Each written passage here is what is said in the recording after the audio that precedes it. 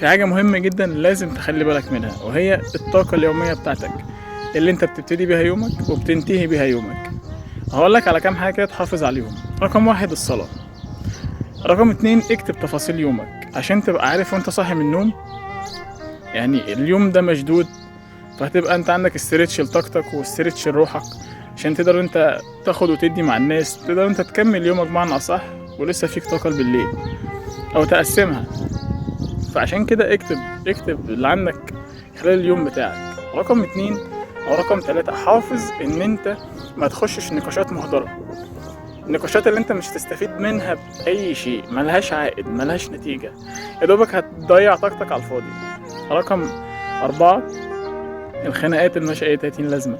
وليكن مثلا صاحي من النوم خبطت في واحد الصبح وانت ماشي فاتخانقت معاه ضيعت طاقتك كلها. فحاول انت تتجنب الخناقات المهدرة للطاقة، ودي حاجات هتساعدك.